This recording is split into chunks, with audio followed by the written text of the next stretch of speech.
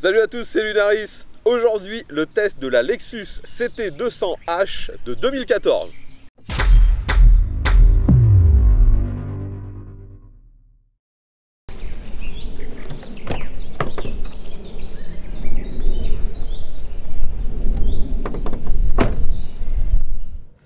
Les amis, nous voilà partis de nouveau pour le test d'une Lexus hybride. Et ça, bien sûr, c'est rendu possible par l'un de mes abonnés qui n'a pas hésité à me ramener ce véhicule. Merci encore à lui. Donc si vous suivez ma chaîne depuis quelques temps, vous m'avez déjà vu tester au moins 2 fois des véhicules de la marque Lexus et à chaque fois, c'était des véhicules hybrides. Il y avait un coupé hybride et un SUV assez imposant, lui aussi hybride. Aujourd'hui, on continue dans la motorisation hybride. Aujourd'hui, il s'agit d'un véhicule qu'on peut considérer soit comme familial, mais en petite familiale, soit comme citadine, mais d'un bon gabarit. Finalement, c'est à peu près la même taille qu'une Golf. Donc il s'agit de la CT200H. Comme je vous l'ai dit, on a une motorisation hybride. Donc là, sous le capot à l'avant, on a un 4 cylindres d'1,8 litre de cylindrée. Celui-ci peut développer 136 chevaux. Et on a donc un système d'hybridation. Donc il y a une grosse batterie qui récupère l'énergie qui est en dessous du coffre, enfin en dessous des places arrière plus exactement. Et bien sûr, on a un petit moteur électrique. Et bien sûr, le système hybride fait qu'on passe du moteur thermique au moteur électrique. Normalement, sans que la transition soit vraiment perceptible. C'est d'ailleurs ce qu'on va voir dès maintenant. Là, vous voyez que j'évolue en centre-ville. Bon, déjà, avec cette voiture, ce qui est vraiment génial, c'est que bien qu'elle soit quand même un petit peu grande, elle fait un peu plus de 4 mètres, eh bien, ça se manœuvre très bien. On a une visibilité devant nous qui est correcte. Et surtout, avec ce moteur, c'est très calme. Là, je suis en mode éco. Savoir qu'il y a 3 modes, éco, normal et sport. Et en mode éco, très souvent, je roule en fait en mode électrique. On a un voyant au tableau de bord écrit EV qui nous indique justement quand la voiture se déplace en 100% électrique. Et lorsque c'est nécessaire, donc le moteur s'allume, c'est totalement transparent. Il faut vraiment connaître très bien cette voiture pour sentir la différence qu'on passe d'électrique à thermique. Il y a bien sûr un tout petit peu plus de bruit quand le moteur s'allume, mais c'est fluide. Il n'y a pas une transition brutale. Donc je rappelle à ceux qui l'auraient oublié que Lexus, il s'agit de la division luxe de Toyota. Et Toyota a une très bonne réputation de fiabilité. Et Lexus est encore un cran au-dessus en termes de fiabilité. Et je pense que c'est d'ailleurs le critère principal pour beaucoup d'acheteurs de cette CT200H. Je trouve qu'au niveau esthétique, elle n'a pas un look exubérant. C'est plutôt tranquille, passe-partout. D'autant plus avec ce coloris aujourd'hui gris. On a quand même la calandre devant qui est bien reconnaissable. On a les feux à l'arrière type Lexus, donc un petit peu transparent. Mais sinon, la voiture n'a pas un look si extravagant que ça. Je pense vraiment que le critère numéro 1, quand on achète ce genre de voiture, c'est l'hybridation, le côté économique et ultra fiable.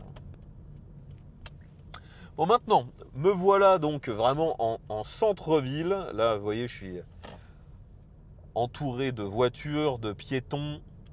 Face à moi, une Prius, donc une autre voiture hybride. Ah non, c'était pas une Prius, c'est son grand frère, le SUV CHR.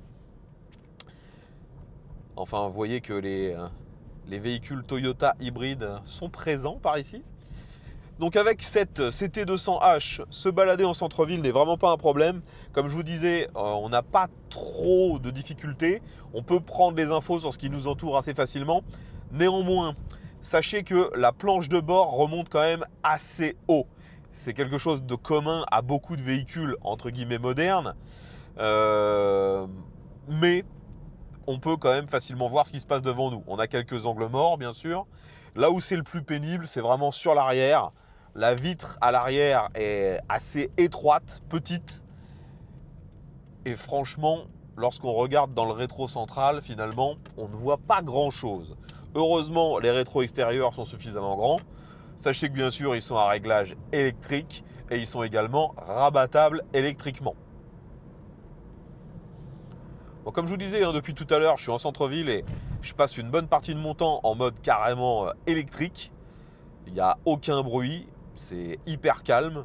Et en plus, dans cette voiture, c'est une Lexus, donc c'est un peu luxe. L'intérieur est plutôt confort. On a dans cette voiture une finition marron. Les sièges sont en Alcantara, aussi bien devant que sur la banquette arrière, et même les intérieurs de porte ont des rappels en Alcantara. Franchement, c'est hyper agréable. Les sièges sont un petit peu baquets, on bouge pas trop. Le seul bémol pour une voiture un peu luxueuse, c'est que tous les réglages sont encore manuels. Il n'y a pas de réglage électrique au niveau des sièges sur cette voiture. Allez, je sors de l'agglomération, j'accélère pour reprendre la même vitesse que les autres. Donc là, forcément, le moteur s'est allumé. J'ai au niveau de l'écran devant moi une schématisation qui me dit dans quel sens va l'énergie. Si c'est le moteur thermique qui fait avancer les roues, si le moteur thermique est en train de recharger les batteries, ou si c'est le moteur électrique qui me fait avancer. Donc là, clairement, c'est le moteur thermique qui me fait avancer. Hein. Et lorsque j'accélère fort, j'ai même la combinaison des deux, moteur thermique et moteur électrique. Et lors des freinages, à l'inverse, on a la récupération d'énergie qui se remet dans la batterie. Enfin, globalement, si vous connaissez le fonctionnement des véhicules hybrides, tout ce que je vous dis est assez commun. Maintenant, les amis, on est ici, comme d'habitude, pour tester l'accélération de ce modèle. Bien que ce ne soit pas un véhicule sport, il est appréciable de connaître les performances lorsqu'on veut, par exemple, s'insérer sur l'autoroute. Donc, je rappelle qu'on a 136 chevaux. Et si je ne me trompe pas, c'est même pas la puissance vraiment moteur, c'est la puissance combinée. Moteur thermique plus moteur électrique. C'est à vérifier là. J'avoue que c'est un paramètre que je n'ai pas pris le temps de confirmer avant ce test. Donc, cette voiture, comme la plupart des véhicules hybrides, est couplée à une boîte automatisée. Ici, c'est une boîte CVT, donc à variation continue. Donc, je vais avoir absolument rien à faire au niveau de la boîte. J'ai juste à avoir accéléré à fond. Il y a plusieurs modes. Donc, on a un mode éco, normal et sport. Aujourd'hui, je vais essayer de voir la différence entre les deux modes les plus extrêmes, éco et sport. Logiquement, la seule vraie différence qu'il y a entre éco et normal, c'est la réponse à l'accélérateur. Donc je ne suis même pas sûr qu'en fait qu'on verra une meilleure accélération. Il est possible que même le mode sport, ce soit de nouveau uniquement la réponse à l'accélération, à l'accélérateur qui change. Mais vu que j'accélère à fond, pas sûr qu'on verra une différence. Donc je suis en drive, je me mets, donc là je suis en mode éco, j'accélère à fond. Donc instantanément le moteur s'est allumé, ça mouline un peu, 80, 90 et 100. Maintenant je ralentis. Alors le frein est pour l'instant très performant, on sent qu'il est assisté, il y a très peu d'appui à mettre sur la pédale pour que ça devienne vraiment efficace. Maintenant, on va faire un petit demi-tour. Donc, ce n'est pas une voiture gigantesque, c'est une traction. Voyons si ça braque bien. Donc, je braque à fond. Ouais, ça passe. J'arrive à faire la manœuvre en une seule fois. Donc, ouais, en termes d'angle de braquage, c'est correct. Maintenant, je passe sur le mode le plus extrême, sport. Donc ça change déjà que l'affichage au niveau du tableau de bord change. Avant, j'avais une flèche qui me disait que si j'étais en charge, en éco ou avec le moteur. Maintenant, là, c'est un compte tour. Donc on va voir comment ça se comporte. J'ai oublié de le préciser, mais on est au bon endroit pour que je vous en parle. Vous voyez que l'écran devant moi sert aussi pour la caméra de recul. Donc si je désire me mettre en marche arrière, eh bien, j'ai la caméra de recul. Sur cette voiture, on a également des petits radars de recul et on a même des radars à l'avant. Allez, je me remets en drive. Je suis en mode sport ce coup-ci. C'est parti. De nouveau, le moteur s'allume tout de suite. On monte jusqu'à environ 4000 tours. 80, 90 et 100. Et maintenant, je freine. Alors oui, les amis, le frein est hyper assisté. Déjà tout à l'heure, je trouvais que c'était pas mal au niveau du freinage, alors que je freinais très peu. Là, j'ai freiné un peu plus fort. J'étais très loin de mettre une grosse force sur la pédale. Et là, j'étais vraiment pour lui en freinage d'urgence. On a senti l'ABS. Ouais, le freinage est hyper assisté. De nouveau, pour une utilisation au quotidien, c'est rassurant, c'est performant, c'est efficace. Vous pouvez voir à travers les jantes qu'il s'agit de 4 freins à disque, bien sûr. Mais pour ceux qui chercheraient un petit côté sport, vu qu'on a un mode sport, bah non, le freinage, il n'a pas une précision qui vous permet de rouler vraiment de manière sport. De toute façon, le véhicule ne s'y prête pas vraiment. Je vais d'ailleurs maintenant me remettre en mode éco. Parce que je pense vraiment que quand on achète ce genre de véhicule, c'est pour être raisonnable. Allez, un petit rond-point. La prise d'info correcte, mais on a quand même un angle mort assez important à l'arrière. En fait, moi, ce qui me perturbe, enfin, ce que j'aime vraiment peu avec le mode éco, c'est la course de l'accélérateur. Il faut vraiment appuyer extrêmement fort pour avoir un petit peu de performance. Je peux comprendre que pour certaines personnes, ce soit justement adapté. Ça évite qu'ils appuient et avoir des performances qui ne leur sont finalement pas utiles. Là, je trouve que c'est vraiment trop mou. Je vais me mettre en mode normal finalement. Et avec le mode normal, j'arrive à avoir le même niveau d'efficience finalement qu'avec le mode éco. Si j'appuie modérément, ça accélère juste comme je veux. Mais je ne suis pas non plus obligé d'appuyer très fort, ce qui est assez pénible avec le mode éco. Donc comme je vous l'ai déjà dit plusieurs fois, Lexus c'est une division luxe de Toyota, la marque japonaise. Donc à l'intérieur on retrouve du matériel quand même d'assez bonne qualité, on a déjà parlé des sièges. Vous voyez que le volant devant moi est recouvert de cuir, il est agréable à la prise en main. Sur celui-ci, on a les commandes concernant tout ce qui est audio. On a aussi les commandes pour décrocher un appel. On a de quoi aussi changer ce qu'affiche le petit écran dans le compteur. D'ailleurs, devant moi, vous voyez qu'on a donc un compteur divisé essentiellement en 3 parties. On a une première partie centrale qui nous indique notre vitesse. Ensuite, sur la gauche, on a justement l'utilisation du véhicule, si on est en charge, en éco ou en puissance. Et ça peut changer si on change de mode. Je rappelle qu'en mode sport, ça devient un compte tour. On a aussi un petit indicateur qui nous dit sur quel paramètre de la boîte de vitesse on se trouve. Marche arrière, neutre, drive ou B. B pour récupération d'énergie. Et sur la droite, on a bien sûr une jauge de carburant ainsi qu'un petit écran monochrome qui nous donne notre consommation moyenne, consommation en temps réel. Enfin, c'est plutôt complet. Vous l'avez déjà vu, au milieu du tableau de bord, on a également un écran qui sert aussi bien pour m'indiquer ce que fait le système d'énergie, hein, si je consomme, si je recharge. On a bien sûr aussi un GPS à l'intérieur. On a tout ce qui gère l'audio. C'est relativement complet. On peut aussi retrouver bien sûr des infos concernant le véhicule. L'écran est de bonne qualité pour l'époque. Maintenant, on voit que ça a quand même un petit peu vieilli. Et surtout, la navigation n'est pas tactile. On est obligé d'utiliser une molette qui est juste ici au milieu de la console centrale. Sinon, vous voyez aussi qu'à l'intérieur, hein, la plupart des plastiques sont quand même de bonne qualité, sont relativement moussés.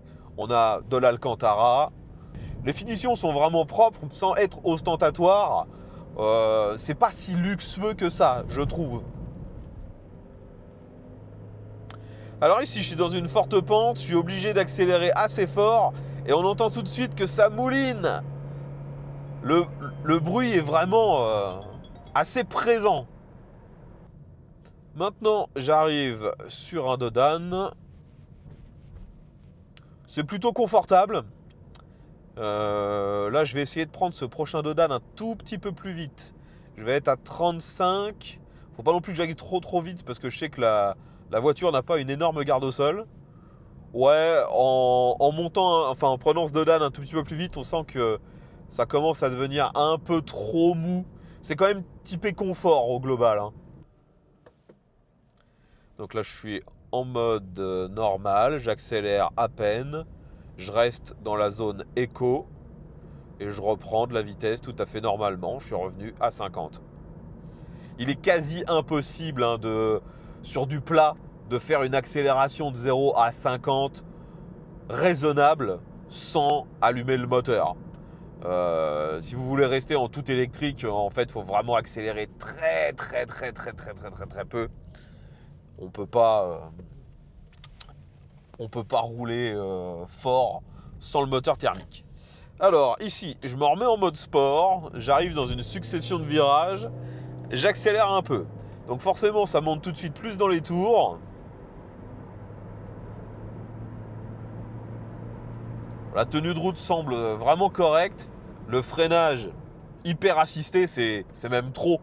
On n'a pas une sensibilité, une précision comme moi perso j'apprécie. Mais si vous voulez aller un peu vite, vous pouvez le faire. Là, vous voyez que j'ai déjà rattrapé tous les véhicules qui sont devant moi. Mais même si au niveau dynamique, c'est tout à fait correct, je le reprécise, hein, vous ne pouvez pas envisager d'acheter ce genre de voiture pour avoir un sentiment sport. C'est pas sportif du tout. D'ailleurs, maintenant que je suis bloqué derrière ces voitures, je me remets en mode normal. Et là, en descente, le moteur s'est carrément arrêté. Je suis de nouveau en électrique. Donc forcément, lors des descentes, on a le frein régénératif qui recharge. Finalement, la conduite avec ce genre de véhicule, on est plutôt à essayer d'augmenter notre efficience énergétique et d'utiliser le moins possible le moteur thermique, d'être le plus possible sur l'électrique. Et c'est une conduite qui est différente, hein. C'est aussi assez ludique, hein. Je pense vraiment que pour maximiser l'efficience, vous êtes peut-être mieux parfois de vous mettre en mode normal ou sport et d'accélérer franchement pour arriver à la vitesse maximum autorisée sur la route et ensuite de réguler plutôt que de rester avec une accélération très molle et qui va durer très longtemps. De nouveau, je ne suis pas convaincu que le mode éco soit finalement le plus économique quand on connaît vraiment les principes de l'éco-conduite. Bon, maintenant, revenons un petit peu sur l'équipement à l'intérieur. Donc, on a déjà parlé de l'écran pour l'infotainment, si on peut dire. En dessous de ça, on retrouve les aérations. On a le bouton Power pour démarrer et éteindre le véhicule. Ensuite, on a tous les boutons et le petit écran afin de gérer la climatisation. Encore en dessous, le levier de vitesse, l'autoradio, donc qui fait lecteur CD. On a le bouton qui permet de changer de mode avec la boîte de vitesse. On peut également appuyer sur EV mode afin de se mettre vraiment en 100% électrique. Mais sachez que vous ne pouvez pas aller vite dans ce mode. Je crois qu'on ne peut pas dépasser les 50 ou 60. Et la batterie est trop petite, donc vous pouvez faire que 1 ou 2 km. C'est vraiment à réserver, par exemple, quand vous voulez quitter un stationnement sans faire le moindre bruit. Vous pouvez forcer pour que ça reste en mode EV. Donc comme vous l'avez vu depuis le début de la vidéo, cette CT200H, c'est une familiale compacte. Donc forcément, c'est une 5 places. J'ai voulu voir ce que ça donnait en me mettant à l'arrière. Je vous montre ce que j'ai filmé. Donc les amis, me voilà à l'arrière de la CT200H. Et comme le gabarit de la voiture le suggère, c'est une 5 places, mais on n'a pas non plus un espace gigantesque derrière. Moi, vous voyez que je suis pas très grand, je mesure 1m70, je rentre sans aucune difficulté.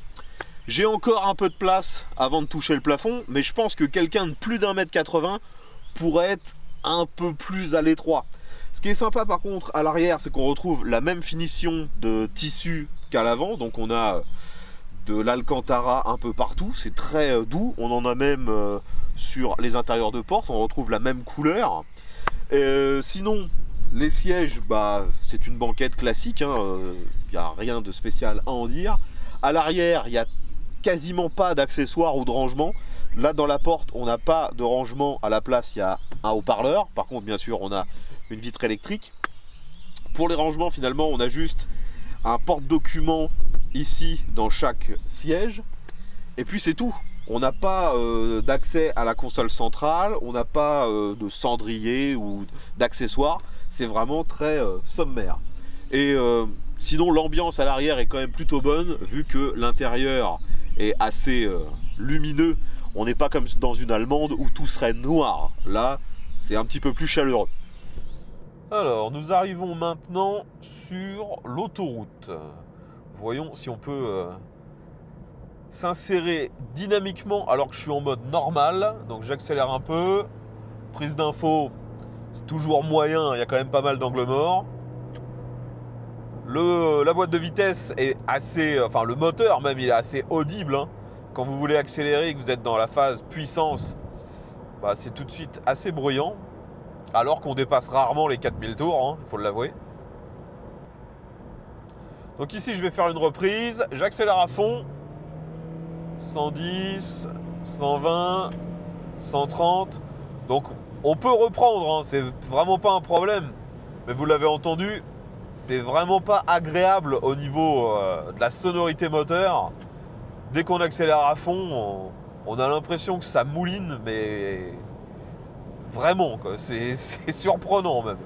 On passe d'un véhicule extrêmement tranquille, très bien, enfin plutôt bien insonorisé, à quelque chose d'extrêmement bruyant dès qu'on veut être dans la phase de puissance. Mais bon, en étant raisonnable, on peut stabiliser à 110 sans que ce soit bruyant. Je vais essayer de me stabiliser à 130. Ouais, quand on arrive à 130, on entend quand même beaucoup plus de bruit parasite, de bruit d'air, bruit de roulement. Enfin, quand je dis de roulement, c'est les pneus qui frottent le sol et pas les roulements, hein, vous l'aurez compris. Donc on peut vraiment utiliser cette voiture sur l'autoroute sans que ce soit vraiment problématique. C'est juste vraiment au niveau des relances. Quand vous voulez reprendre de la vitesse, faire un dépassement, ou que là le moteur fait un bruit. C'est même pas spécialement que le bruit est désagréable, c'est qu'il est surprenant. On a l'impression qu'il tourne à beaucoup plus haut régime que la réalité.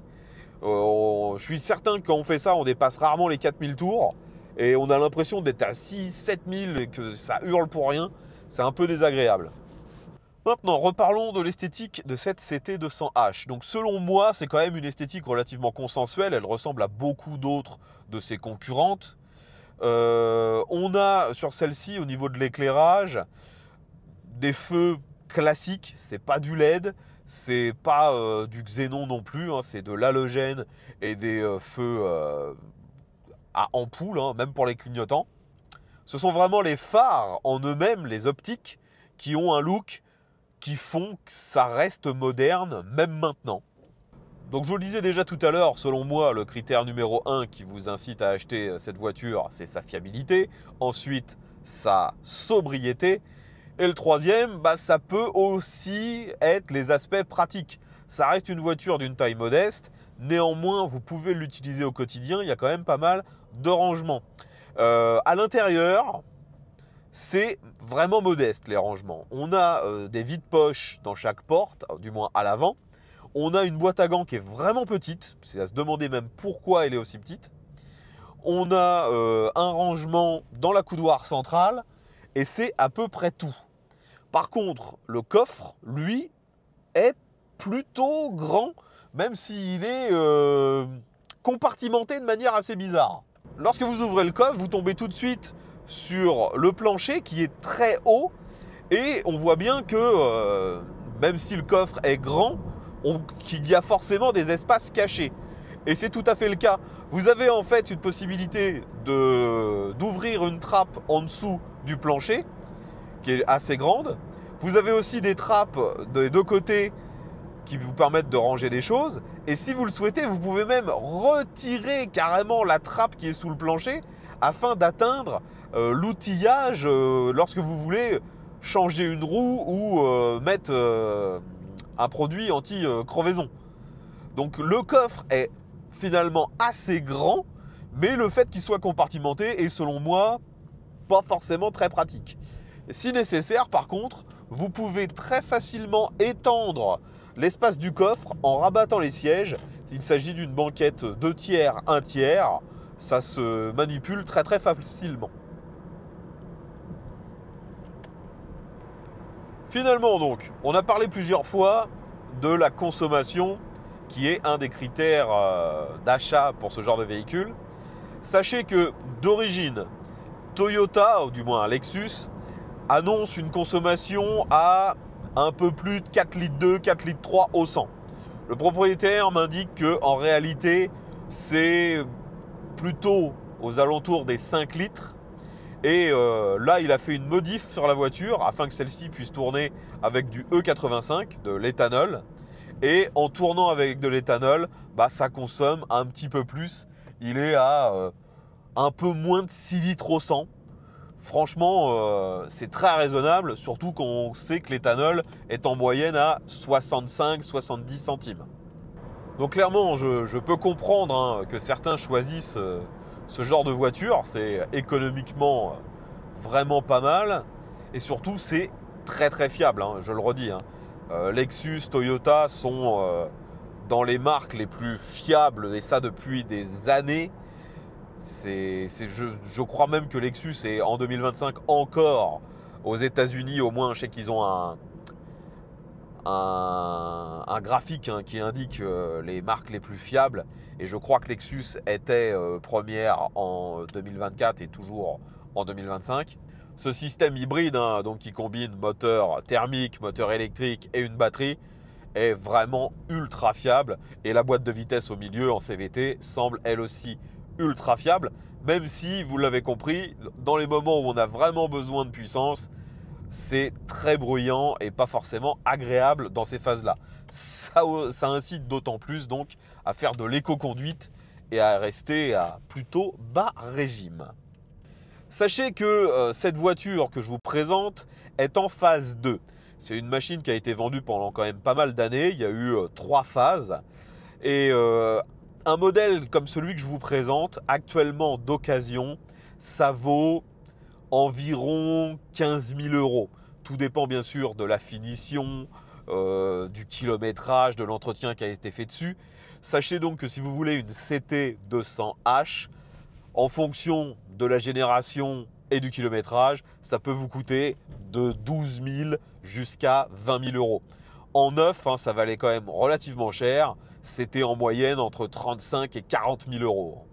Maintenant, là où je suis dubitatif, c'est que je me demande vraiment si une voiture comme celle-ci est vraiment bien meilleure qu'un équivalent de chez Toyota. À la même époque, ils se vendaient par exemple la Auris hybride, je crois. Et je serais curieux de pouvoir tester ça pour voir par exemple les différences de ressenti et de finition. Parce que la Auris était quand même bien moins cher que cette CT200H. Enfin voilà les amis, j'espère vous avoir décrit dans son intégralité cette Lexus CT200H de 2014. Si vous avez des questions, utilisez l'espace commentaire. J'essaierai de répondre si j'ai l'info, bien sûr. Si parmi vous, il y en a qui ont possédé cette voiture, et ça peu importe la génération, que ce soit la phase 1, 2 ou 3, eh bien n'hésitez pas à nous dire comment ça s'est passé pour vous, ce que vous avez apprécié ou à l'inverse ce que vous n'avez pas aimé sur cette voiture. Votre retour d'expérience sera grandement apprécié. Je sais que Lexus, même si ça fait très longtemps que c'est vendu en France, il y a encore beaucoup de gens qui ne connaissent pas cette marque. Je tiens de nouveau bien sûr à remercier mon abonné d'être venu jusqu'ici avec cette voiture afin que je puisse vous la présenter. C'était très sympa de sa part. Je reprécise que sur ma chaîne, l'ensemble des vidéos que je vous propose sont faites en collaboration avec mes abonnés. Donc si comme lui, vous avez un véhicule, que ce soit voiture ou moto d'ailleurs, et que vous aimeriez bien sûr que je vous le présente en vidéo, eh bien n'hésitez pas à me contacter. Tous les moyens de le faire sont dans la description. Je rappelle que mon lieu de tournage se situe en Normandie. Merci encore à celles et ceux qui viennent jusqu'ici pour me prêter des véhicules. Comme d'habitude, si vous avez apprécié cette vidéo, pensez à mettre un petit pouce vers le haut, à partager celle-ci sur les différents réseaux sociaux et abonnez-vous si vous aimez ce contenu. Vu que vous pouvez déjà le constater, il y a des centaines de vidéos sur ma chaîne. Donc abonnez-vous, vous serez comme ça informé dès la publication du prochain test. A bientôt et ve à tous.